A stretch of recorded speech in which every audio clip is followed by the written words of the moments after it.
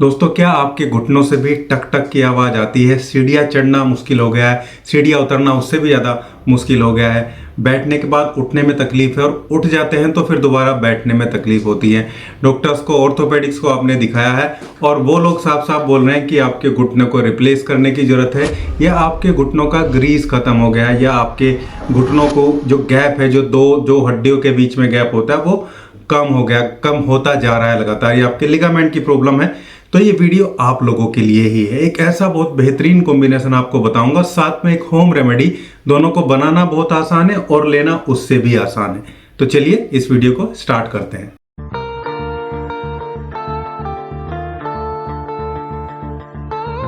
सबसे पहले समझते हैं कि ये दर्द आखिर हो क्यों रहा।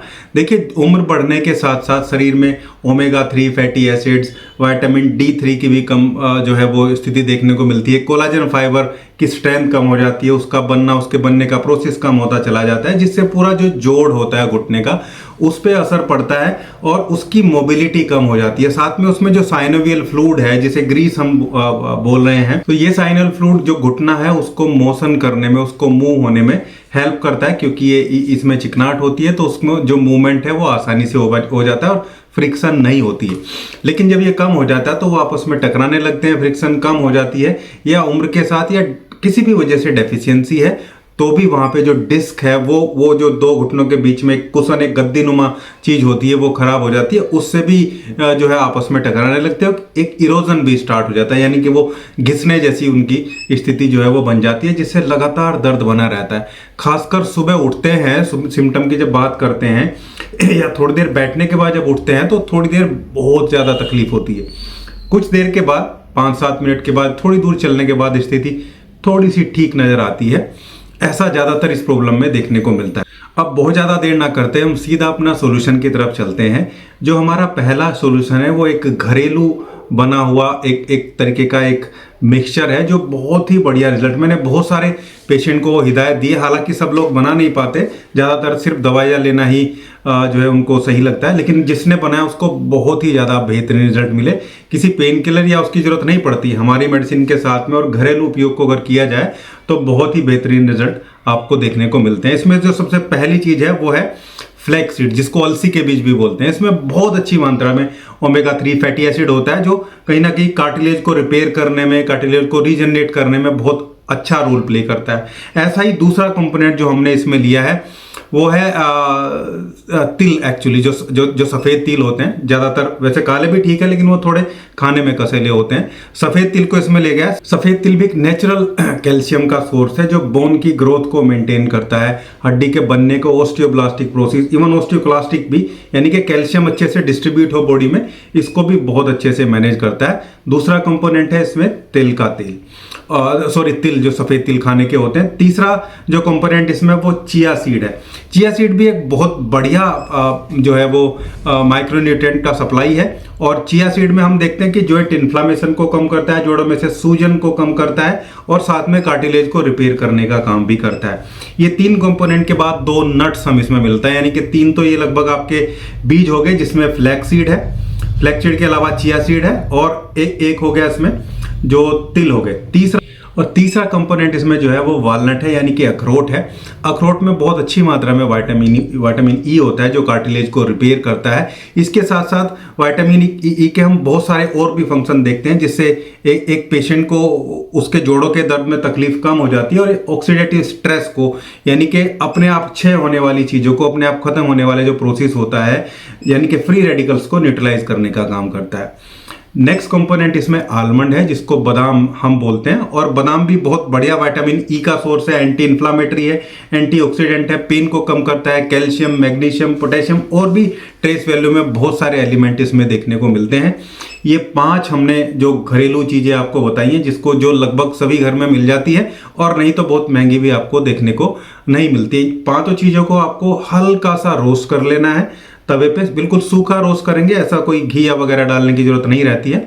थोड़ा सा भूनेंगे तो जो क्रंचीपन है वो आ जाता है, क्योंकि इसके बाद हम इनको सुखाने के बाद दरदरा पीस लेंगे, और पीसने के बाद ये लगभग 1 चम्मच आपको डेली लेना है। जिनको दूध से प्रॉब्लम नहीं है, दूध की एलर्जी नहीं है, मिल्क प्रोडक्ट की एलर्जी अगर किसी को है तो वो दूध के साथ नहीं लेगा, अदरवाइज इसको 1 कप या आधा गिलास दूध के साथ, जो पूरा गिलास पी सकते हो पूरा गिलास दूध के साथ इसको डेली कंज्यूम करना है। दिन में 1 बार, शाम को ले तो ज़्यादा बेहतर रिजल्ट आपको देखने को मिलते हैं। अब बात करते हैं कि होम्योपैथिक कॉम्बिनेशन में हम क्या ले सकते हैं। होम्योपैथिक कॉम्बिनेशन में हमारे पास सबसे पहली जो मेन रेमेडी है वो है रस्टॉक्स। रस्टॉक्स को 30 पोटेंसी में लेना है। ये कार्टिलेज को रिपेयर भी करती है 30 पोटेंसी में। दूसरा 30 पोटेंसी में रिपीटेटिव डोज हम ज़्यादा दे सकते हैं।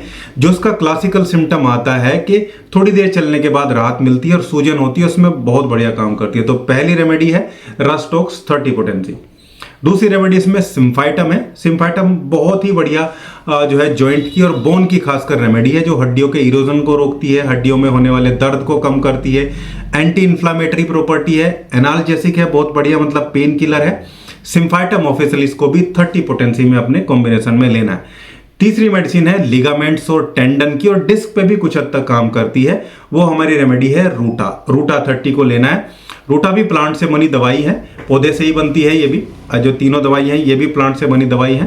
रूटा को 30 पोटेंसी में लेना है। 30 पोटेंसी में इसको जो कॉम्बिनेशन है इक्वल क्वांटिटी में हम रखेंगे। ये हमारी 3 मेडिसिन थी, क्योंकि रूटा काम करती है, लिगामेंट और टेंडन की बहुत बढ़िया रेमेडी है, ब्रूइसनेस पे भी काम करती है, टेंडरनेस को भी रिड्यूस करती है। फोर्थ और लास्ट रेमेडी कॉम्बिनेशन में मैगफोस, मैग्नीशियम फोस 30। ये भी टेंडरनेस को कम करती है और मूवमेंट करने से जो घुटनों के दर्द में तकलीफ होती है वो, और साथ में जो मस्कुलर स्ट्रक्चर होता है, जो लिगामेंट टेंडन की भी बात करूंगा, और जो मसल्स होती है खासकर जो हमारे पैर की मसल्स हैं उसको भी ये कहीं ना कहीं मजबूत करती है, उनके मूवमेंट को प्रॉपर करती है, और उनके कॉन्ट्रैक्शन और डायलेशन का जो प्रोसेस है एसिटिल कोलाइन न्यूरोट्रांसमीटर के थ्रू जो हो रहा है उस पर भी ये इनडायरेक्टली असर डाल के और अच्छे से चलने में पेशेंट को हेल्प करती है। ये चारों दवाइयों को इक्वल क्वांटिटी में मिक्स कर लेना है। कॉम्बिनेशन को 30 पोटेंसी में ही लेना है, ये ध्यान रखेंगे। ऑथेंटिक शॉप से जाके, जो अच्छी शॉप हो, जो चलती हो, जिसके पास ग्राहक आते हो, क्योंकि वहाँ आपको पुरानी दवाइयाँ नहीं मिलेंगी। वहाँ जाके आपको इनको इक्वल क्वांटिटी में मिक्स करा लेना है। मान लीजिए 10 ml आपने तीनों दवाइयाँ ले ली हैं, और उसके बाद इसकी लगभग 7 से 10 बूंदे आधे कप पानी में डाल के दिन में 3 बार आपको लेनी है। ये चीज़ ध्यान रखनी है। और जो मैंने घरेलू उपचार, घरेलू कॉम्बिनेशन आपको बताया, वो भी बहुत बेहतरीन रिजल्ट आपको प्रोवाइड करके देगा। और ये दोनों चीज़ें साथ में चलानी है। दवाई को 3 बार लेना है, उसको 1 बार दूध के साथ लेना है। ये था आज का वीडियो। उम्मीद करता हूँ वीडियो आप लोगों को अच्छा लगा होगा। वीडियो अच्छा लगा तो लाइक करिएगा, शेयर करिएगा और चैनल को सब्सक्राइब जरूर करिएगा। Thank you.